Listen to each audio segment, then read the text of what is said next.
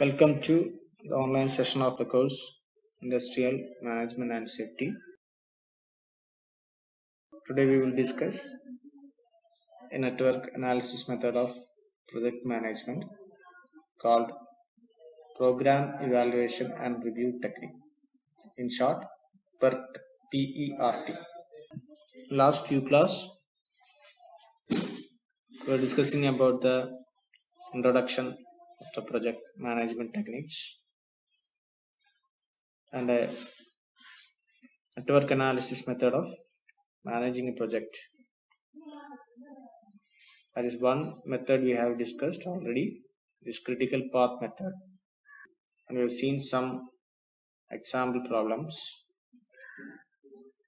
In today's class, we will see the second method of network analysis, that is program evaluation and review technique. PERT, PERT എന്നാണ് commonly അറിയപ്പെടുക. We will see some of the example problems. At last, we will compare the two methods, that is critical path method and program evaluation review technique. Program evaluation and review technique, PERT. നമ്മുടെ last ക്ലാസ്സിൽ critical path method network analysis എന്താണെന്ന് നോക്കി. അതിൽ ഒരു project ചെറിയ ചെറിയ activities ആയിട്ട് split ചെയ്തിട്ട് ലോജിക്കൽ സീക്വൻസിൽ അറേഞ്ച് ചെയ്തതിനു ശേഷം അതിൽ ആക്ടിവിറ്റീൻ്റെ ടൈമിംഗ് മാർക്ക് ചെയ്തിട്ട് എൻ്റെ ഏർലിയസ്റ്റ് ഫിനിഷ് ടൈമും ലേറ്റസ്റ്റ് ഫിനിഷ് ടൈമും കാൽക്കുലേറ്റ് ചെയ്ത് ക്രിട്ടിക്കൽ ആക്ടിവിറ്റീസ് ഏതാണെന്ന് ഐഡന്റിഫൈ ചെയ്തതിനു ശേഷം ക്രിട്ടിക്കൽ പാത്ത് മാർക്ക് ചെയ്യാണ് ചെയ്തത്. ഈ ക്ലാസ്സിൽ നമ്മൾ പ്രോഗ്രാം ഇവാലുവേഷൻ ടെക്നിക് ആണ് ഡീറ്റെയിൽ ആയിട്ട് സ്റ്റഡി ചെയ്യുന്നത്. ഈ ടെക്നിക് ഉപയോഗിക്കുന്നത് നമ്മുടെ പ്രൊജക്റ്റ് പ്ലാൻ ചെയ്യാനും പ്രൊജക്റ്റ് മോണിറ്റർ ചെയ്യാനും അത് കൺട്രോൾ ചെയ്യാനാണ് PERT എന്ന മെത്തേഡ് ഉപയോഗിക്കുന്നത്. മുമ്പ് കണ്ട ക്രിട്ടിക്കൽ പാത്ത് മെത്തേഡിൽ നമുക്ക് ആക്ടിവിറ്റി ടൈമിംഗ്, ഒരു സർട്ടൻ ആക്ടിവിറ്റി ടൈം ഉണ്ടാവും. എല്ലാ ആക്ടിവിറ്റീസിനും ഒരു ടൈം നമുക്ക് മുൻകൂട്ടി പ്രെഡിക്റ്റ് ചെയ്യാൻ കഴിയും CPM-ൽ. അങ്ങനെയുള്ള ആക്ടിവിറ്റീസ് സോൾവ് ചെയ്യാനാണ് ക്രിട്ടിക്കൽ പാത്ത് മെത്തേഡ് ഉപയോഗിക്കുന്നത്. ഇനി ചില ആക്ടിവിറ്റീസ്, ചില പ്രൊജക്റ്റിലെ ചില ആക്ടിവിറ്റീസ് നമുക്ക് അതായത് ഒരു സർട്ടൻ വാല്യൂ, അതിന്റെ ആക്ടിവിറ്റി ടൈമിംഗ് നമുക്ക് മുൻകൂട്ടി പ്രെഡിക്റ്റ് ചെയ്യാൻ കഴിയില്ല. For example, research and development activities. നമുക്ക് എന്ന് അത് ബിഗിൻ ചെയ്ത് അതുപോലെ എന്ന് അത് കംപ്ലീറ്റ് ചെയ്യാമെന്ന് എക്സാക്റ്റ് ആയിട്ട് നമുക്ക് പറയാൻ കഴിയില്ല. അതിലൊരു പ്രോബബിലിറ്റി മാത്രമേ നമുക്ക്, സാധ്യത മാത്രമേ നമുക്ക് അതിൽ പറയാൻ കഴിയുള്ളൂ. അപ്പൊ അങ്ങനെയുള്ള ആക്ടിവിറ്റീസ് കൂടുതലായിട്ട് ഇൻവോൾവ് ചെയ്യുന്ന പ്രൊജക്റ്റുകളിലാണ് നമ്മൾ PERT ഉപയോഗിച്ച് പ്ലാനിങ്ങും മോണിറ്ററിംഗ് ഒക്കെ ചെയ്യുന്നത്. അപ്പൊ ഇതിലെ ആക്ടിവിറ്റീസിന്റെ പ്രത്യേകത എന്ന് വെച്ച് കഴിഞ്ഞാൽ നമുക്ക് ആക്ടിവിറ്റി ടൈമിംഗ് എന്ന് പറയുന്നത് it's difficult to predict. Predict ചെയ്യാൻ കഴിയാത്തതുകൊണ്ട് തന്നെ നമ്മൾ ഈ ആക്ടിവിറ്റി ടൈമിംഗ് ഒരു പ്രോബബിലിസ്റ്റിക് മോഡലായിട്ടാണ് നമ്മളിതിൽ ഇൻഡിക്കേറ്റ് ചെയ്യുക. ഇങ്ങനെ വരുന്ന ആക്ടിവിറ്റീസ്, അതായത് അൺസർട്ടൺ ആക്ടിവിറ്റി ടൈമിംഗ് ആയിട്ടുള്ള ആക്ടിവിറ്റീസ് വരുന്ന പ്രൊജക്റ്റ് മാനേജ് ചെയ്യാനായിട്ട്, എഫക്റ്റീവായിട്ട് മാനേജ് ചെയ്യാനായിട്ടാണ് PERT ഉപയോഗിക്കുക. PERT ഉപയോഗിച്ച് അനലൈസ് ചെയ്യാനായിട്ട് നമുക്ക് 3 ടൈം എസ്റ്റിമേറ്റ്സ് ആവശ്യമാണ്. ഒന്ന്, optimistic time. Optimistic time is the shortest possible time. എന്ന് വെച്ച് കഴിഞ്ഞാൽ ഒരു പെർട്ടിക്കുലർ ആക്ടിവിറ്റി കംപ്ലീറ്റ് ചെയ്യാൻ ആവശ്യമായ ഏറ്റവും ചുരുങ്ങിയ സമയം. ആ ആക്ടിവിറ്റീസിനെ എഫക്ട് ചെയ്യുന്ന എല്ലാ പാരാമീറ്റേഴ്സും ഗോയിങ് വെൽ, നല്ല രീതിയിൽ നടക്കുകയാണെങ്കിൽ നമുക്ക് ആ ആക്ടിവിറ്റി ഏറ്റവും ഷോർട്ടസ്റ്റ് പീരീഡിൽ കംപ്ലീറ്റ് ചെയ്യാൻ കഴിയും. ആ ഷോർട്ടസ്റ്റ് പീരീഡിനെയാണ് ഒപ്റ്റിമിസ്റ്റിക് ടൈം എന്ന് പറയുന്നത്. അത് T_O എന്ന സിമ്പിൾ ഉപയോഗിച്ചാണ് സെക്കൻഡ് ടൈം എന്ന് പറയുന്നത് മോസ്റ്റ് ലൈക്ലി ടൈം എന്ന് വെച്ച് കഴിഞ്ഞാൽ നമ്മൾ പ്രൊജക്റ്റ് ചെയ്യുമ്പോൾ ഈ ആക്ടിവിറ്റീസ് സാധാരണ നമ്മുടെ പ്രീവിയസ് എക്സ്പീരിയൻസിൽ സാധാരണ കംപ്ലീറ്റ് ചെയ്യാറുള്ള ടൈമാണ് most likely time. Activities normally expected to complete under normal conditions. അപ്പൊ ഇത് നേരത്തെ കണ്ട ഒപ്റ്റിമിസ്റ്റിക് ടൈമിനേക്കാളും കുറച്ച് കൂടിയ വാല്യൂ ആയിരിക്കും. കാരണം ഏറ്റവും ഷോർട്ടസ്റ്റ് ടൈമാണ് optimistic time. Most likely time എന്ന് പറയുന്നത് സാധാരണ ഈ ആക്ടിവിറ്റി കംപ്ലീറ്റ് ചെയ്യാറുള്ള ടൈം ആണ് most likely time. Next pessimistic time എന്ന് വെച്ച് കഴിഞ്ഞാൽ ഈ ആക്ടിവിറ്റിയുടെ ഇൻവോൾവ് ചെയ്യുന്ന പാരാമീറ്റേഴ്സ്, റിസോഴ്സ് എന്തെങ്കിലും പ്രോബ്ലം വരികയാണെങ്കിൽ ഈ ആക്ടിവിറ്റി ഡിലേ ആവും, അത് നീണ്ടുപോകും. അപ്പം അങ്ങനെ നീണ്ടുപോയി കഴിഞ്ഞാൽ അറ്റ് ലാസ്റ്റ് ഈ ആക്ടിവിറ്റി എത്ര സമയം കൊണ്ട് കംപ്ലീറ്റ് ചെയ്യാൻ കഴിയും എന്നതാണ് പെസിമിസ്റ്റിക് ടൈം. അത് നമ്മൾ TP ഷോർട്ട് കൊണ്ട് നമ്മളത്. ഇനി നമ്മൾ CPM-ൽ ഉപയോഗിച്ചത് ഒരു certain ടൈമാണ് അതിൽ ആക്ടിവിറ്റി ഡ്യൂറേഷൻ ആയിട്ട് എടുത്തത്. അപ്പോൾ ഈ മെത്തേഡിൽ ഈ 3 ടൈം ഒരു ആക്ടിവിറ്റിക്ക് തന്നെ ഒപ്റ്റിമിസ്റ്റിക് ടൈമും മോസ്റ്റ് ലൈക്ലി ടൈമും പെസിമിസ്റ്റിക് ടൈമും പ്രോബ്ലത്തിൽ ഗിവൺ ആയിരിക്കും. ഈ 3 ടൈം ഉപയോഗിച്ചിട്ട് നമ്മളൊരു എക്സ്പെക്റ്റഡ് ടൈം കാൽക്കുലേറ്റ് ചെയ്യും. ഇതിൽ കാണുന്ന formula expected time TE is equal to T0 plus 4Tm plus TP divided by 6. ഇപ്പൊ നിങ്ങൾ ശ്രദ്ധിക്കുക, ഈ ഫോർമുല ഇതിൽ 3 ടൈമും ഇൻവോൾവ് ആയിട്ടുണ്ട്. ഒപ്റ്റിമിസ്റ്റിക് ഉണ്ട്, അതുപോലെ മോസ്റ്റ് ലൈക്ലി ഉണ്ട്, അതുപോലെ പെസിമിസ്റ്റിക് ടൈമും ഉണ്ട്. പക്ഷെ ഇതിലെ മോസ്റ്റ് എഫക്റ്റീവ് ടൈമിനാണ് കൂടുതൽ വെയിറ്റേജ് 4 കൊണ്ട് മൾട്ടിപ്ലൈ ചെയ്തിട്ടുണ്ട്. ഇതിൽ 3 ടൈമും കൺസിഡർ ചെയ്തിട്ടുണ്ട്. മാത്രമല്ല മോസ്റ്റ് ലൈക്ലി ടൈമിനാണ് കൂടുതൽ വെയിറ്റേജ്. ഡിവൈഡഡ് ബൈ 6 കൊണ്ട് ചെയ്ത് കഴിഞ്ഞാൽ നമുക്ക് എക്സ്പെക്റ്റഡ് ടൈം കാൽക്കുലേറ്റ് ചെയ്യാം. ഈ എക്സ്പെക്റ്റഡ് ടൈം നമ്മൾ കാൽക്കുലേറ്റ് ചെയ്ത് കഴിഞ്ഞാൽ ഈ നെറ്റ്വർക്ക് അനാലിസിസ് തന്ന ആക്ടിവിറ്റീസിന്റെ റിലേഷൻഷിപ്പ്, ഇന്റർ റിലേഷൻഷിപ്പ് ബേസ് ചെയ്തിട്ട് നെറ്റ്വർക്ക് അനാലിസിസ് പ്ലോട്ട് ചെയ്യുക, എക്സ്പെക്റ്റഡ് ടൈം മാർക്ക് ചെയ്യുക, അതിലെ ഏർലിയസ്റ്റ് എക്സ്പെക്റ്റഡ് ടൈമും ലേറ്റസ്റ്റ് അലൗബിൾ ടൈമും കാൽക്കുലേറ്റ് ചെയ്തിട്ട് നെറ്റ്വർക്കിൽ മാർക്ക് ചെയ്യുക, ക്രിട്ടിക്കൽ ആക്ടിവിറ്റീസ് ഐഡന്റിഫൈ ചെയ്യുക, ക്രിട്ടിക്കൽ പാത്ത് പ്ലോട്ട് ചെയ്യുക. ഇതാണ് ഇതിന്റെ പ്രൊസീജിയർ. നമുക്ക് ഒരു എക്സാമ്പിളിലൂടെ ഇതെങ്ങനെയാണ് ഈ പ്രോബ്ലം അനലൈസ് ചെയ്യാൻ നോക്കാം. ഈ എക്സാമ്പിളിൽ ഞാൻ വായിക്കാം. A small engineering project consists of 9 activities. 3 time estimates of each activity is given. Calculate the expected time for each activity. Draw the network diagram and mark it on the diagram. Calculate the earliest expected time TE and the latest allowable time TL and mark them on the diagram. Finally, calculate the slack for each activity. എന്നതാണ് നമുക്കിപ്പോൾ തന്നിട്ടുള്ള problem. എന്ന് വെച്ച് കഴിഞ്ഞാൽ right side കാണുന്നത് ആക്ടിവിറ്റിയും അതിന്റെ ഈ 3 timing optimistic, most likely, pessimistic time ഉള്ള ഒരു ചാർട്ടാണ്. ഇതിൽ കണ്ടുപിടിക്കാൻ പറഞ്ഞിരിക്കുന്നത്, നമുക്ക് ആദ്യം കണ്ടുപിടിക്കാൻ പറഞ്ഞിട്ടുള്ളത് ഈ 3 ടൈം ബേസ് ചെയ്തിട്ട് എക്സ്പെക്റ്റഡ് ടൈമാണ് ആദ്യം കണ്ടുപിടിക്കാൻ പറഞ്ഞിരിക്കുന്നത്. ഇനി ഈ ആക്ടിവിറ്റീന്റെ ഇന്റർ റിലേഷൻഷിപ്പ് ബേസ് ചെയ്തിട്ട് നെറ്റ്വർക്ക് ഡയഗ്രാം പ്ലോട്ട് ചെയ്യണം. അതിന് ശേഷം ഏർലിയസ്റ്റ് എക്സ്പെക്റ്റഡ് ടൈമും ലേറ്റസ്റ്റ് അലൗബിൾ ടൈമും കാൽക്കുലേറ്റ് ചെയ്ത് അതിൽ മാർക്ക് ചെയ്യണം. ഫൈനലി അതിന്റെ സ്ലാക്ക് കണ്ടുപിടിക്കണം. അതാണ് പ്രോബ്ലം. ഈ ചാർട്ടിൽ ആക്ടിവിറ്റി 1, 2, 1, 6, 2, 3, 2, 4 എന്നതാണ് ആക്ടിവിറ്റി നെയിംസ്. ഈ ആക്ടിവിറ്റി നെയിംസിനൊക്കെ ഓരോ മീനിങ് ഉണ്ടാവും. റിയൽ സിറ്റുവേഷനായിട്ട് കമ്പയർ ചെയ്യുമ്പോൾ ഒരു ഹൗസിന്റെ ഫൗണ്ടേഷൻ കൺസ്ട്രക്ഷൻ ആണ് ആദ്യം നടക്കുന്നതെങ്കിൽ അങ്ങനെ ഈ ഓരോ ആക്ടിവിറ്റീസിന് ഓരോരോ മീനിങ് ഉണ്ടാവും. പ്ലാസ്റ്ററിങ്, അങ്ങനെ ഈ സിവിൽ വർക്ക്സ് ആണെങ്കിൽ plastering, for example plastering, belt, ഫൗണ്ടേഷന് മുകളിലുള്ള ബെൽറ്റ്, ഇത് കംപ്ലീറ്റ് നമുക്ക് ആക്ടിവിറ്റീസ് ആയിട്ട് കൺസിഡർ ചെയ്യാം. അപ്പൊ ഈ പറയുന്ന ആക്ടിവിറ്റി നമ്പർ അല്ലെങ്കിൽ ആക്ടിവിറ്റി നെയിമിനൊക്കെ ഓരോ മീനിങ് ഉണ്ടാവും.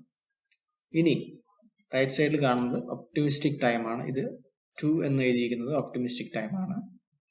ഇതിൽ ഇൻവോൾവ് ചെയ്യുന്ന റിസോഴ്സസ് കംപ്ലീറ്റ് ഗോയിങ് വെൽ ആണെങ്കിൽ നമുക്ക് 2 യൂണിറ്റ്സ് ടൈം കൊണ്ട് ഈ ആക്ടിവിറ്റി കംപ്ലീറ്റ് ചെയ്യാൻ കഴിയും.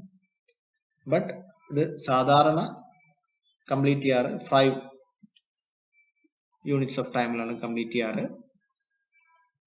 ഈ ആക്ടിവിറ്റിയിൽ ഇൻവോൾവ് ചെയ്യുന്ന റിസോഴ്സ് ഗോ റോങ് അല്ലെങ്കിൽ റിസോഴ്സിൽ കുറെ വ്യത്യാസം വരികയാണെങ്കിൽ നമുക്ക് ആക്ടിവിറ്റി ഡിലേ ആവുകയാണെങ്കിൽ 15 യൂണിറ്റ്സ് ഓഫ് ടൈമിൽ ഈ ആക്ടിവിറ്റി കംപ്ലീറ്റ് ചെയ്യാൻ കഴിയും. 1-2 എന്ന ആക്ടിവിറ്റിയുടെ ഒപ്റ്റിമിസ്റ്റിക് ടൈം 2ഉം മോസ്റ്റ് ലൈക്ലി ടൈം 5ഉം പെസിമിസ്റ്റിക് ടൈം 14. അങ്ങനെ ഈച്ച് ആൻഡ് എവറി ആക്ടിവിറ്റീസിന്റെ ഈ 3 ടൈമും ഈ ടേബിളിൽ ഗിവൺ ആണ്. അപ്പൊ ഫസ്റ്റ് നമ്മൾക്ക് കാൽക്കുലേറ്റ് ചെയ്യാനുള്ളത് ഈ 3 ടൈമും ബേസ് ചെയ്തിട്ട് എഫക്റ്റീവ് ടൈം കണ്ടുപിടിക്കുക എന്നുള്ളതാണ് ഫസ്റ്റ് ചെയ്യേണ്ടത്. അപ്പൊ അതിനുള്ള ഫോർമുല നമ്മൾ നേരത്തെ പഠിച്ചതാണ്. T is equal to T0 plus 4Tm plus TP/6. ഇതിലെ ഫസ്റ്റ് ആക്ടിവിറ്റി 1-2 നമ്മൾ കൺസിഡർ ചെയ്യുകയാണെങ്കിൽ T0 to Tm5 TP14. 2 plus 4 into 5 plus 14 divided by 6, which is equal to 6. രണ്ടാമത്തെ ആക്ടിവിറ്റി 1-6 പറഞ്ഞ ആക്ടിവിറ്റി എഫക്റ്റീവ് ടൈം കാൽക്കുലേറ്റ് ചെയ്ത് എടുത്തെഴുതി. അങ്ങനെ എല്ലാ ആക്ടിവിറ്റീസിന്റെയും 1-2, 1-6, 2-3 അങ്ങനെ എല്ലാ ആക്ടിവിറ്റീസിന്റെയും എഫക്റ്റീവ് ടൈം കാൽക്കുലേറ്റ് ചെയ്തിട്ട് ഈ ടേബിളിലേക്ക് എടുത്തെഴുതുക. റൈറ്റ് സൈഡിൽ കാണുന്ന ടേബിൾ നമ്മുടെ ക്വസ്റ്റ്യന്റെ പാർട്ടാണ്. ഈ കാണുന്ന ടേബിളിലാണ് നമ്മൾ സൊല്യൂഷന്റെ പാർട്ടായിട്ട് വരിക. അതിലെ ആക്ടിവിറ്റിയും TE എഫക്റ്റീവ് ടൈം നമുക്ക് 2 റോസ് അല്ലെങ്കിൽ 2 കോളംസ് ഉണ്ടാക്കിയതിനു ശേഷം അതിൽ ഓരോ ആക്ടിവിറ്റീസിന്റെ എഫക്റ്റീവ് ടൈം കാൽക്കുലേറ്റ് ചെയ്ത് അതിലെടുത്ത് എഴുതുക. ഇതാണ് ഫസ്റ്റ് സ്റ്റെപ്പ്. അങ്ങനെ എഴുതിയ ടേബിളാണ് ഈ കാണുന്നത്. ഇനി നമുക്ക് നെറ്റ്വർക്ക് പ്ലോട്ട് ചെയ്യാം. ഈ ആക്ടിവിറ്റീസിന്റെ എല്ലാ ഇന്റർ റിലേഷൻഷിപ്സും സാറ്റിസ്ഫൈ ചെയ്യുന്ന ഒരു ഡയഗ്രാമാണ് ഈ കാണുന്നത്. നമുക്ക് ആദ്യം തന്നെ ഇതുപോലെ ഒരു ഡയഗ്രാം കിട്ടിക്കൊള്ളണമെന്നില്ല. നമ്മൾ ആദ്യം ചിലപ്പോൾ വരച്ച് ചില റിലേഷൻസ് മീറ്റ് ചെയ്ത് വരും. അപ്പൊ പിന്നെ നമ്മളത് മായ്ച്ച് അല്ലെങ്കിൽ വെട്ടി ഇത് പിന്നെ ഒന്നുകൂടി വരയ്ക്കേണ്ടി വരും. അങ്ങനെ 2-3 തവണ വരച്ചെങ്കിൽ മാത്രം തന്നെ ഇതുപോലുള്ള പെർഫെക്റ്റ് ആയിട്ടുള്ള ഒരു ഡയഗ്രാം കിട്ടുള്ളൂ. ഇതൊരു ചെറിയ പ്രൊജക്റ്റ് ആയതുകൊണ്ട് ഇതിലിപ്പോ ഒരു 7-8 ആക്ടിവിറ്റീസ് മാത്രമേ ഉള്ളൂ. അതുകൊണ്ട് നമുക്ക് ഈസി ആയിട്ട് ഇത് വരയ്ക്കാൻ കഴിയും. ഇതിൽ നിങ്ങൾ നോക്കൂ, 1-2 ആക്ടിവിറ്റി, 1-6, 2-3, 2-4, 3-5, 4-5, 6-7, 5-8, 7-8 എല്ലാതും സാറ്റിസ്ഫൈ ചെയ്യുന്നുണ്ട്. ഇനി അടുത്ത സ്റ്റെപ്പ് നമ്മൾ ഈ എല്ലാ ആക്ടിവിറ്റീസിന്റെയും ടൈം ഈ ആരോന്റെ മുകളിൽ, എക്സ്പെക്ടഡ് ടൈം ഈ ആരോന്റെ മുകളിൽ എടുത്തെഴുതുക എന്നുള്ളതാണ്. അപ്പൊ അങ്ങനെ എഴുതിയിട്ടുള്ള ഒരു ഫിഗർ ആണത്. ഇതിൽ 1-2ന്റെ 6ഉം അങ്ങനെ എല്ലാ ആക്ടിവിറ്റീസിന്റെയും ടൈം എല്ലാ ആരോന്റെ മുകളിൽ എഴുതിയിട്ടുണ്ട്. അടുത്ത സ്റ്റെപ്പ് എന്താണ്? ഏർലിയസ്റ്റ് എക്സ്പെക്ടഡ് ടൈം കാൽക്കുലേറ്റ് ചെയ്യുക എന്നുള്ളതാണ്. പ്രൊജക്ട് സ്റ്റാർട്ട് ചെയ്യുന്നത് 0 ടൈമിലാണ്. ഇവന്റ് 1ന്റെ മുകളിൽ TE is equal to 0 എന്ന് എഴുതണം. ഇവന്റ് 2ന്റെ മുകളിൽ ഈ പ്രീവിയസ് ഇവന്റിന്റെ 0ഉം ആക്ടിവിറ്റി ഡ്യൂറേഷൻ 6ഉം രണ്ടും കൂടി ആഡ് ചെയ്ത് കഴിഞ്ഞാൽ നമുക്ക് 6 കിട്ടും. അത് 2ന്റെ മുകളിൽ TE is equal to 6 എന്ന് എടുത്ത് എഴുതണം. അങ്ങനെ എല്ലാം എഴുതി കംപ്ലീറ്റ് ചെയ്തിട്ടുള്ള ഒരു ഫിഗർ ആണ്, ശ്രദ്ധിക്കുക. ഇപ്പൊ TE is equal to 6 എന്ന് കിട്ടിയത് ഇതിന്റെ പ്രീവിയസ് ഇവന്റിന്റെ TE0ഉം ആക്ടിവിറ്റി ഡ്യൂറേഷൻ 6ഉം ആണ്. അത് രണ്ടും കൂടി ആഡ് ചെയ്തപ്പോൾ 6 കിട്ടി. 6 plus 13 19, 19 plus 11 30.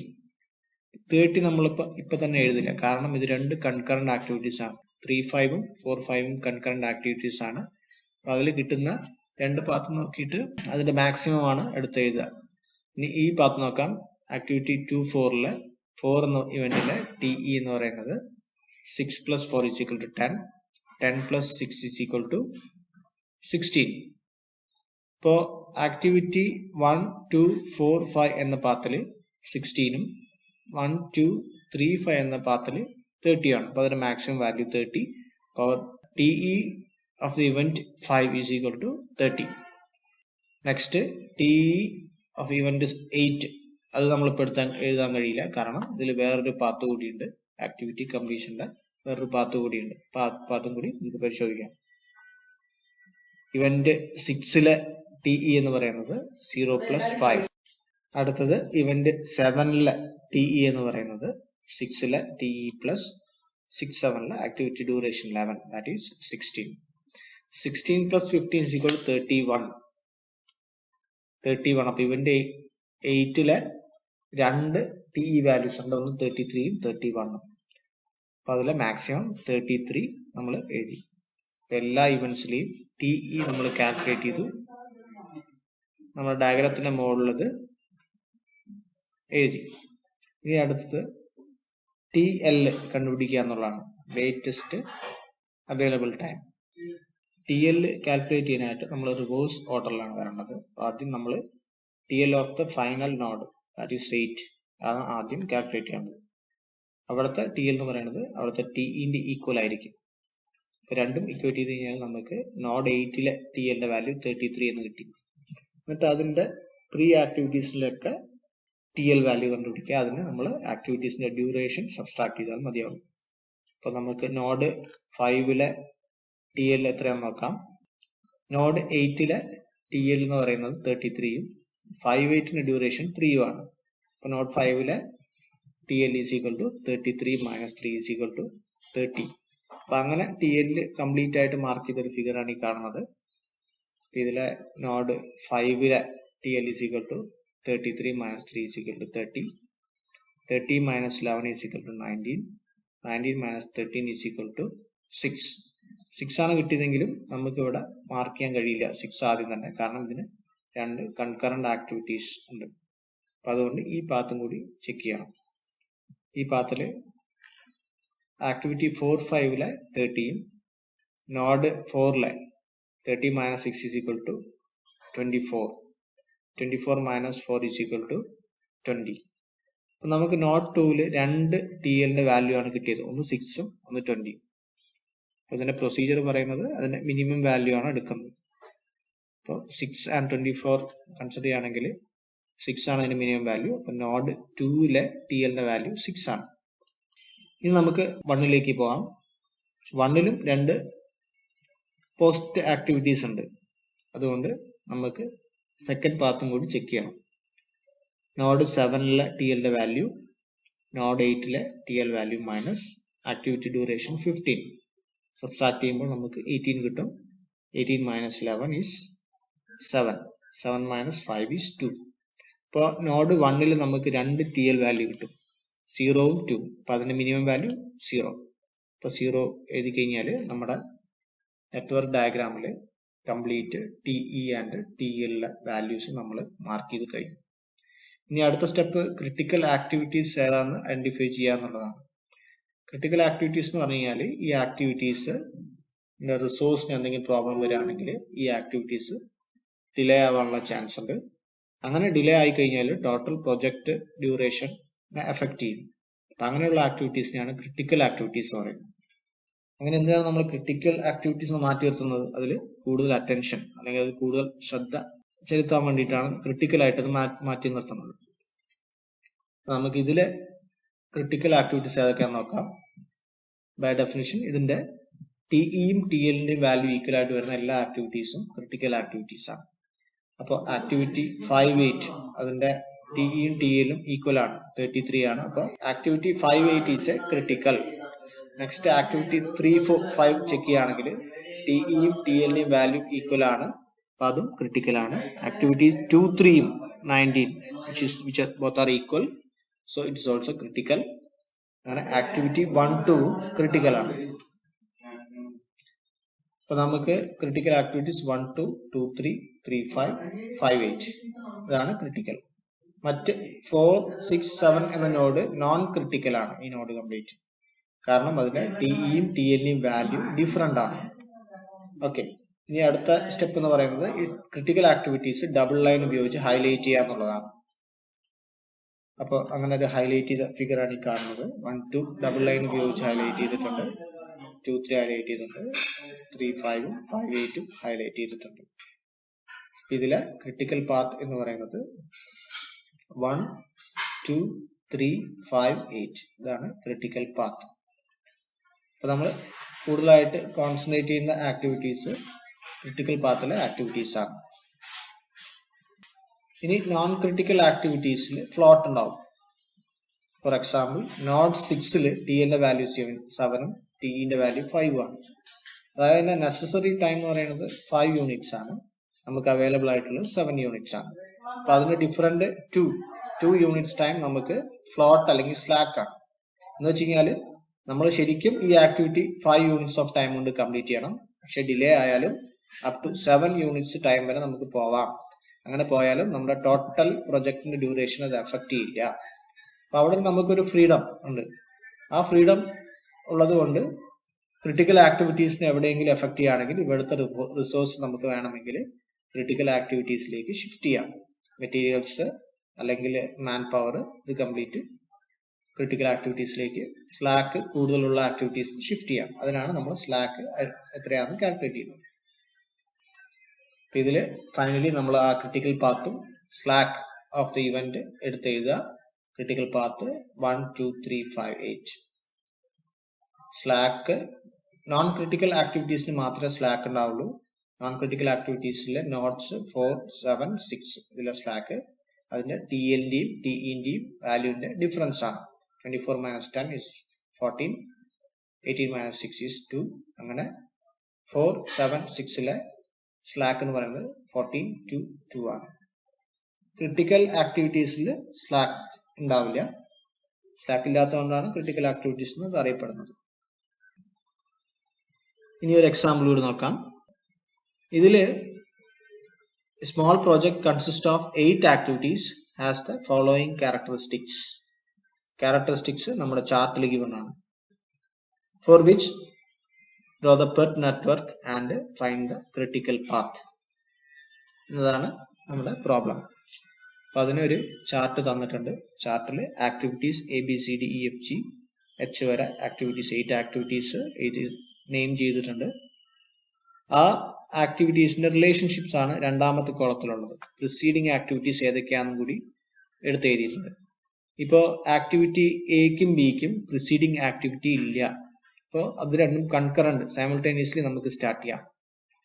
ഇനി ആക്ടിവിറ്റി CDE ഈ 3 ആക്ടിവിറ്റിന്റെയും പ്രിസീഡിങ് ആക്ടിവിറ്റി എന്ന് പറയുന്നത് A മാത്രമാണ്. അപ്പൊ നമുക്ക് ഈ നെറ്റ്വർക്ക് ഡയഗ്രാം പ്ലോട്ട് ചെയ്യുമ്പോൾ ഡീറ്റെയിൽ ആയിട്ട് നോക്കാം. ഇനി ഈ ആക്ടിവിറ്റി എയിലെ 3 ടൈം തന്നിട്ടുണ്ട്. Optimistic, most likely and pessimistic time തന്നിട്ടുണ്ട്. അതുപോലെ എല്ലാ ആക്ടിവിറ്റീസിലെയും ടൈം എസ്റ്റിമേറ്റ് തന്നിട്ടുണ്ട്. നമ്മൾ സൊല്യൂഷനിലേക്ക് വരികയാണെങ്കിൽ ഫസ്റ്റ് സ്റ്റെപ്പ് നമ്മൾക്ക് തന്നിട്ടുള്ള ടൈം എസ്റ്റിമേറ്റ് എന്ന് എഫക്റ്റീവ് ടൈം കണ്ടുപിടിക്കുക എന്നുള്ളതാണ്.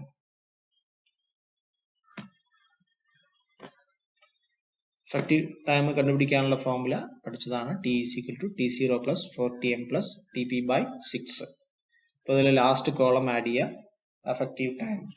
ആക്ടിവിറ്റി എയിലെ effective time 2 + 4 × 4 + 12 all divided by 6. അപ്പൊ ആ വാല്യൂ ആണ് ഈ എഫക്റ്റീവ് ടൈമിന്റെ അവിടെ എടുത്ത് എഴുതുന്നത്. അങ്ങനെ ഈച്ച് ആൻഡ് എവറി ആക്ടിവിറ്റീസിന്റെ കാൽക്കുലേറ്റ് ചെയ്തതിനു ശേഷം ടേബിളിൽ എടുത്ത് എഴുതുക. അങ്ങനെ എഴുതിയിട്ടുള്ളതാണിത്. 5, 14, 9, 15 all these times are effective times. Effective time calculate ചെയ്ത് കഴിഞ്ഞാൽ നമുക്ക് നെറ്റ്വർക്ക് ഡയഗ്രാം പ്ലോട്ട് ചെയ്യാം. ഇത് ഫസ്റ്റ് 2 കോളം ആക്ടിവിറ്റി നെയിം ചെയ്തിട്ടുണ്ട്, അതിന്റെ പ്രിസീഡിങ് ആക്ടിവിറ്റി ഏതാണെന്ന് എഴുതിയിട്ടുണ്ട്. ഇത് ഉപയോഗിച്ച് വേണം നമുക്ക് നെറ്റ്വർക്ക് ഡയഗ്രാം പ്ലോട്ട് ചെയ്യാൻ. ഈ നെറ്റ്വർക്ക് ഡയഗ്രാം വരച്ചു കഴിഞ്ഞാൽ ഇതിലെല്ലാ കണ്ടീഷൻസും സാറ്റിസ്ഫൈ ചെയ്യണം. അപ്പൊ അങ്ങനെ ഒരു നെറ്റ്വർക്ക് ഡയഗ്രാം ഇതിൽ പ്ലോട്ട് ചെയ്തിട്ടുണ്ട്. നമുക്ക് നോക്കാം. എ ബി രണ്ട് ആക്ടിവിറ്റിക്ക് മുമ്പിൽ പ്രിസീഡിങ് ആക്ടിവിറ്റീസ് ഒന്നുമില്ല. എ ബി അതിന്റെ മുന്നിൽ ആക്ടിവിറ്റീസ് ഒന്നുമില്ല. ഇനി എ എന്ന് പറഞ്ഞ ആക്ടിവിറ്റിക്ക് ശേഷം സി ഡി ഇ എന്ന ആക്ടിവിറ്റീസ് വരുന്നുണ്ട്. എ എന്ന് പറഞ്ഞ ആക്ടിവിറ്റി ഇതാണ്, അതിനുശേഷം സി വരുന്നുണ്ട്, ഡി വരുന്നുണ്ട്, ഇ വരുന്നുണ്ട്. അപ്പൊ ആ മൂന്നാമത്തെ കണ്ടീഷനും നാലാമത്തെ അഞ്ചാമത്തെ കണ്ടീഷൻസ് എല്ലാം സാറ്റിസ്ഫൈ ചെയ്തു. ഇനി അടുത്തത് എഫിന്റെ പ്രിസീഡിങ് ആക്ടിവിറ്റീസ് ആയിട്ട് വരുന്നത് ബി ആൻഡ് സി. നോക്കിക്കോളൂ, എഫ് എന്ന് പറഞ്ഞ ആക്ടിവിറ്റി ഇവിടെ മാർക്ക് ചെയ്തിരിക്കുന്നത്, ഇതിന്റെ പ്രിസീഡിങ് ആക്ടിവിറ്റി ബിയും സിയും ആണ്. ഓക്കെ, അടുത്തത് ആക്ടിവിറ്റി ജിന്റെ പ്രിസീഡിങ് ആക്ടിവിറ്റി ഡി ആണ്. ജി ഇവിടെയാണ് മാർക്ക് ചെയ്തിരിക്കുന്നത്, അതിന്റെ പ്രിസീഡിങ് ഡി. ഓക്കെ, ഇനി എച്ച് എന്ന് പറഞ്ഞ ആക്ടിവിറ്റി, അത് 3 പ്രിസീഡിങ് ആക്ടിവിറ്റീസ് ഉണ്ട്, ഇ എഫ് ജി. എച്ചിന്റെ 3 preceding activity E F G. അപ്പൊ ഈ നമ്മുടെ പ്രോബ്ലംസ് തന്നിട്ടുള്ള നമ്മുടെ പ്രൊജക്റ്റിലുള്ള ആക്ടിവിറ്റീസിന്റെ ലോജിക്കൽ സീക്വൻസ് അല്ലെങ്കിൽ ഇന്റർ റിലേഷൻഷിപ്സ് കംപ്ലീറ്റ് ഈ കാണിച്ചിരിക്കുന്ന ഡയഗ്രാമിൽ സാറ്റിസ്ഫൈ ചെയ്യുന്നുണ്ട്. ഇപ്പൊ നമ്മള് ഇതിന്റെ മുകളിൽ ആക്ടിവിറ്റി നെയിമും കൂടി എടുത്ത് എഴുതിയിട്ടുണ്ട്. ഇനി നമുക്ക് ആക്ടിവിറ്റി ഡ്യൂറേഷനും കൂടെ അതിന്റെ കൂടെ എടുത്ത് എഴുതാം. അപ്പൊ അങ്ങനെ ഡ്യൂറേഷനും കൂടി എഴുതിയൊരു ഡയഗ്രാമാണിത്. അതിൽ എ ബി സി എല്ലാ ആക്ടിവിറ്റീസിന്റെയും കൂടെ അതിന്റെ ഡ്യൂറേഷനും കൂടി എടുത്ത് എഴുതിയിട്ടുണ്ട്. ഇനി അടുത്ത സ്റ്റെപ്പ് എന്താണ്? ഇതിന്റെ ഒന്നും നോഡ് അല്ലെങ്കിൽ ഇവന്റ് നമ്പർ ചെയ്തിട്ടില്ല. അപ്പൊ ഇവന്റ് നമ്പർ ചെയ്യണം. അതിന് 1, 2, 3 അങ്ങനെ കണ്ടിന്യൂസ് ആയിട്ട് ലാസ്റ്റ് മാക്സിമം വാല്യൂ വരുന്നത് പോലെ നമ്പർ ചെയ്യുക. അങ്ങനെ നമ്പർ ചെയ്തിട്ടുള്ള ഡയഗ്രാമാണിത്. 1, 2, 3, 4, 5, 6 അങ്ങനെ നോഡ് നമ്പർ ചെയ്തു. ഇനി അടുത്ത സ്റ്റെപ്പ് എന്താണ് എന്ന് വെച്ച് കഴിഞ്ഞാല് ടിഇ ആൻഡ് ടിഎൽ ഓരോ നോഡിന്റെയും കാൽക്കുലേറ്റ് ചെയ്ത് അതിൽ മാർക്ക് ചെയ്യുക എന്നുള്ളതാണ്. ഇപ്പൊ ഫസ്റ്റ് നോഡിലെ TE is equal to project 0 ടൈമിൽ സ്റ്റാർട്ട് ചെയ്യുന്നു. അപ്പൊ T is equal to 0. Second നോഡിലെ 0 + 5 is equal to 5, 5 + 15 is equal to 20 അങ്ങനെ മാർക്ക് ചെയ്തിട്ടുള്ള അങ്ങനെ മാർക്ക് ചെയ്തിട്ടുള്ള ഒരു ഡയഗ്രാം ആണിത്. നോഡ് 2ലെ 5, 5 + 15 20, 20 + 4 24 ഇങ്ങനെ വരുമ്പോ ഇതില് കൺകറന്റ് 3 പ്രിസീഡിങ് ഇവന്റ്സ് വരുന്നുണ്ട് നോഡ് 5ന്. അപ്പൊ അത് നമ്മൾക്കിപ്പോ ടിന്റെ വാല്യൂ എഴുതാൻ കഴിയില്ല, അതിന്റെ മാക്സിമം വാല്യൂ ആണെന്ന് കണ്ടുപിടിക്കാം, എന്നിട്ട് അവിടെ എഴുതാൻ കഴിയും. അപ്പോൾ ടി സൈഡിൽ വേണമെങ്കിൽ നമുക്ക് 24 മാർക്ക് ചെയ്യാം. അടുത്ത പാത്ത് ആക്ടിവിറ്റി ഇയിലാണ്. ഇയിലെ ടി എന്ന് പറയുന്നത് 5 + 8 that is 13. 24 ആയി 13 ആയി. ഇനി ഈ പാത്ത് നോക്കുകയാണെങ്കിൽ ആക്ടിവിറ്റി സി നോഡ് 3ലെ ടിയുടെ വാല്യൂ 5 + 19 that is 14. 14 എഴുതാൻ പറ്റില്ല, കാരണം 2 കൺകറന്റ് ആക്ടിവിറ്റീസ് ഉണ്ട്. ഈ പാത്ത് നമ്മൾ ചെക്ക് ചെയ്യുകയാണെങ്കിൽ 0 + 14 is equal to 14. രണ്ട് പാത്തിലൂടെയും 14 തന്നെയാണ് ആക്ടിവിറ്റീസിന്റെ ഡ്യൂറേഷൻ. ഇനി ഈ 14 + 9 ആഡ് ചെയ്ത് കഴിഞ്ഞാൽ നമുക്ക് 24 കിട്ടും. അപ്പോൾ ഈ നോഡ് 5ല് നമുക്ക് 3 ടിഇന്റെ വാല്യൂസ് ഉണ്ട്. ഒന്ന് 24, 2 13, മൂന്നാമത്തെ 24. അപ്പൊ അതിന്റെ മാക്സിമം വാല്യൂ 24. നോഡ് 5ലെ ടിന്റെ വാല്യൂ 24. ഈ 24-നൊപ്പം എച്ച് എന്ന ആക്ടിവിറ്റീസിന്റെ ഡ്യൂറേഷൻ കൂടി ആഡ് ചെയ്യുകയാണെങ്കിൽ നമുക്ക് നോഡ് 6ലെ ടിയുടെ വാല്യൂ 24 + 5 is equal to 29. അപ്പോൾ എല്ലാ ടിയുടെ വാല്യൂസും നമ്മുടെ ഡയഗ്രാമിൽ കിട്ടിക്കഴിഞ്ഞു. ഇനി അടുത്തത് ടി എൽ എങ്ങനെയാണെന്ന് നോക്കാം. ടി എൽ നോക്കുമ്പോൾ ഫൈനൽ ഓർഡർ റിവേഴ്സ് ഓർഡറിലാണ് വരുന്നത്. ഫൈനൽ ഓർഡറിലെ ടി എല്ലിന്റെ value is equal to TE. അങ്ങനെ ടി എല്ലിന്റെ വാല്യൂ എടുത്ത് എഴുതിയ ഒരു ഡയഗ്രാമാണ്. അപ്പോൾ ആദ്യം നമ്മൾ ടി എൽ 29 ഫൈനൽ നോഡിലാണ് ആദ്യം എഴുതുന്നത്. 29 - 5 ആക്ടിവിറ്റി ഡ്യൂറേഷൻ നോഡ് 5ലെ ടി എല്ലിന്റെ value 29 - 5 that is 24. 24 - 9 that is 15. Node 3യുടെ 15. ഇനി ഈ പാത്ത് പരിശോധിക്കുകയാണെങ്കിൽ 24 - 4 20. 20 - 15 that is 5. 5 ഇപ്പോൾ എഴുതാൻ കഴിയില്ല, കാരണം ഇതിനകത്ത് 3 പോസ്റ്റ് ഇവന്റ്സ് ഉണ്ട്. 2ന് ശേഷം 3 പോസ്റ്റ് ഇവന്റ്സ് ഉണ്ട്. അതുകൊണ്ട് ഈ 3 പാത്ത് നമ്മൾ ചെക്ക് ചെയ്തതിനു ശേഷം T L is equal to 5 എന്ന് എഴുതാൻ പാടുള്ളൂ. ഈ പാത്ത് പരിശോധിക്കാം. 24 minus 8, that is 16. But 24 minus 9 is equal to 15. 15 minus 9 is equal to 6. അപ്പോൾ ഈ നോഡ് 2ൽ നമുക്ക് 3 TL വാല്യൂ കിട്ടി. 5 കിട്ടി, 16 കിട്ടി, 6 കിട്ടി. അപ്പൊ അതിന്റെ minimum value TL is equal to 5 ആണ് മിനിമം വാല്യൂ എഴുതി. ഇനി അടുത്ത ഈ പാത്തിലൂടെ വരികയാണെങ്കിൽ ഇവിടെ TL വാല്യൂ 15 ആണ്. 15 minus 14 that is 1. 1 ഇവിടെ ഉണ്ട്, അത് പക്ഷെ ഇപ്പൊ എഴുതാൻ കഴിയില്ല. ഈ പാത്തും കൂടി നമുക്ക് ചെക്ക് ചെയ്യണം. അപ്പൊ TL is equal to 5 on node 2 minus activity A ന്റെ duration 5 is equal to 5 minus 5 is equal to 0. 0 ഉം 1 ഉം ആണ് നോഡ് 1ലെ TL വാല്യൂ. അപ്പൊ അതിന്റെ മിനിമം വാല്യൂ എടുത്ത് എഴുതാം 0. ഈ ഡയഗ്രാമിൽ T and all TL values are written. Next നമ്മൾ ക്രിട്ടിക്കൽ ആക്ടിവിറ്റീസ് ഐഡന്റിഫൈ ചെയ്യുക എന്നുള്ളതാണ് അടുത്ത സ്റ്റെപ്പ്. അപ്പൊ അതില് TLDയും TEന്റെയും വാല്യൂ നമുക്ക് വളരെ എളുപ്പത്തിൽ തന്നെ ഈ ഡയഗ്രാം നോക്കിയിട്ട് കണ്ടുപിടിക്കാൻ പറ്റും. അതില് നിങ്ങൾ നോക്കുകയാണെങ്കിൽ ആക്ടിവിറ്റി A എന്ന് പറയുന്നത് ക്രിട്ടിക്കൽ ആണ്. Activity D is critical, G is also critical, finally H is critical. അപ്പൊ ക്രിട്ടിക്കൽ ഐഡന്റിഫൈ ചെയ്ത് കഴിഞ്ഞാൽ അത് നമ്മൾ ഡബിൾ ലൈൻ ഉപയോഗിച്ച് ഹൈലൈറ്റ് ചെയ്യുക എന്നുള്ളതാണ് അടുത്ത സ്റ്റെപ്പ്. അങ്ങനെ ഹൈലൈറ്റ് ചെയ്തിട്ടുള്ള ഒരു ഡയഗ്രാം ആണിത്. Activity A, D, G, H all are highlighted. Finally, we have to write the critical path. നമുക്ക് ക്രിട്ടിക്കൽ പാത്ത് രണ്ട് രീതിയിൽ എഴുതാം. ഒന്ന് നോഡ് നമ്പർ ചെയ്തിട്ട് എഴുതാം, അല്ലെങ്കിൽ ആക്ടിവിറ്റി നെയിം ചെയ്തിട്ട് എഴുതാം. നോഡ് നമ്പർ ആണെങ്കിൽ 1, 2, 4, 5, 6 എന്ന് എഴുതേണ്ടി വരും. ആക്ടിവിറ്റി ആണെങ്കിൽ A, D, G, H എന്നാണ് എഴുതേണ്ടത്. അപ്പൊ അങ്ങനെ ക്രിട്ടിക്കൽ പാത്ത് നോഡ് നമ്പർ ചെയ്തിട്ട് 1, 2, 4, 5, 6 നേരത്തെ എഴുതി. ഇനി ഇതിന്റെ പ്രൊജക്ട് ഡ്യൂറേഷൻ എന്ന് പറയുന്നത് ക്രിട്ടിക്കൽ പാത്തിലെ ക്രിട്ടിക്കൽ ആക്ടിവിറ്റീസിന്റെ ഡ്യൂറേഷന്റെ സം ആണ്. അത് which is equal to TE of the final node. അത് തന്നെയാണ് അതിന്റെ പ്രൊജക്ട് ഡ്യൂറേഷൻ ആയിട്ട് വരിക. അതും കൂടി എടുത്ത് എഴുതാം. നമ്മുടെ പ്രോബ്ലത്തിൽ ചോദിച്ചത് ക്രിട്ടിക്കൽ പാത്ത് ഐഡന്റിഫൈ ചെയ്യാന്നുള്ളതാണ്. നമ്മളത് ഫൈനലി അത് എടുത്തെഴുതി ഹൈലൈറ്റ് അണ്ടർലൈനോ ബോൾഡ് ആക്കിയിട്ടോ എഴുതാം. നെക്സ്റ്റ് നമ്മള് രണ്ട് മെത്തേഡാണ് നെറ്റ്വർക്ക് അനാലിസിസിൽ പ്രൊജക്ട് മാനേജ്മെന്റ് ടെക്നിക്സ് പഠിച്ചത്. അത് നമുക്ക് എന്താണ് തമ്മിലുള്ള ഡിഫറൻസ് എന്ന് നോക്കാം. ആദ്യം നമ്മൾ നോക്കിയത് ക്രിട്ടിക്കൽ പാത്ത് മെത്തേഡും സെക്കൻഡ് നോക്കിയത് പ്രോഗ്രാം ഇവാലുവേഷൻ ആൻഡ് റിവ്യൂ ടെക്നിക്കാണ്. ഫസ്റ്റ് നമ്മൾ പറഞ്ഞത് ആക്ടിവിറ്റീന്റെ ഡ്യൂറേഷനിൽ അൺസേർട്ടൺ, അതായത് ഒരു സെർട്ടൺ വാല്യൂ ആയിട്ട് നമുക്ക് പ്രെഡിക്റ്റ് ചെയ്യാൻ പറ്റാത്ത ആക്ടിവിറ്റീസ് പെർട്ട് ഉപയോഗിച്ചാണ് ചെയ്യുക.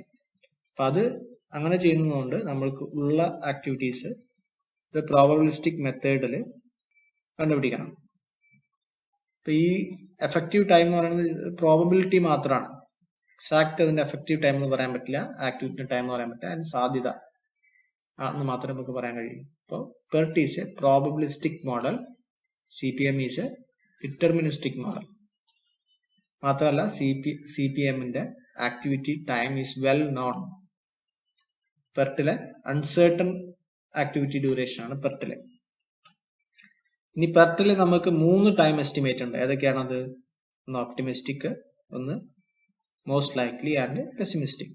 CPM-ലാണെങ്കിൽ ഒരു ടൈം എസ്റ്റിമേറ്റ് മാത്രമേ ഉള്ളൂ. PERT എന്ന് പറയുന്നത് ഒരു ഇവന്റ് ഓറിയന്റഡ് അനാലിസിസ് ആണ്. CP എന്ന് പറയുന്നത് ആക്ടിവിറ്റി ഓറിയന്റഡ് ആണ്. PERT-ന്റെ ആപ്ലിക്കേഷൻസ് ആക്ടിവിറ്റി ഡ്യൂറേഷനിൽ അൺസർട്ടൺ ആയിട്ടുള്ള ഫീൽഡിൽ റിസർച്ച് ആൻഡ് ഡെവലപ്മെന്റ് പ്രോജക്ട്സിൽ ഡിഫൻസിന്റെ പ്രോജക്ട്സിലൊക്കെയാണ് കൂടുതലായിട്ട് PERT ഉപയോഗിച്ച് പ്രൊജക്ട് അനലൈസ് ചെയ്യുക. CPM-ൽ നമ്മൾ മോസ്റ്റ് കോമൺലി ചെയ്യാറുള്ള projects construction of civil, mechanical works, plan maintenance, ഇതൊക്കെ നമുക്ക് CPM എന്ന മെത്തേഡ് ഉപയോഗിച്ച് ചെയ്യാം. CPM-ൽ നമുക്ക് ക്രിട്ടിക്കൽ പാർട്ടിന് വളരെയധികം ഇമ്പോർട്ടൻസ് ഉണ്ട്. CPM ഉപയോഗിച്ചിട്ട് ചെയ്യുന്നതിൽ ക്രിട്ടിക്കൽ പാത്ത് വളരെ ഇമ്പോർട്ടന്റ് ഉണ്ട്. PERT-ലാണെങ്കിൽ ക്രിട്ടിക്കൽ പാത്ത് നമ്മൾ ഐഡന്റിഫൈ ചെയ്താലും ഇറ്റ്സ് പ്രോബബിലിറ്റി ആണ്. പ്രോബബിലിറ്റി ആണ് ഈ പ്രൊജക്ട് ഡ്യൂറേഷനിൽ തന്നെ ഒരു അൺസർട്ടനിറ്റി ഉണ്ട്. കാരണം ഓരോ ആക്ടിവിറ്റീന്റെ ടൈമും അൺസർട്ടൺ ആണ്. ഇതൊരു സ്റ്റാറ്റിസ്റ്റിക്കൽ മെത്തേഡിലാണ് നമ്മൾ എഫക്റ്റീവ് ടൈം പെർട്ടിൽ കാൽക്കുലേറ്റ് ചെയ്യുന്നത്. ഫോമുല ഓർമ്മ ഉണ്ടല്ലോ, T0 plus 4Tm plus TP by 6 ആണ്. അതൊരു സ്റ്റാറ്റിസ്റ്റിക്കൽ മെത്തേഡാണ്. CPM ആണെങ്കിൽ അത് അരിത്മെറ്റിക് മെത്തേഡിലാണ് സോൾവ് ചെയ്യുക. ഇത്ര നേരം ക്ലാസ് ശ്രദ്ധിച്ച എല്ലാവർക്കും നന്ദി.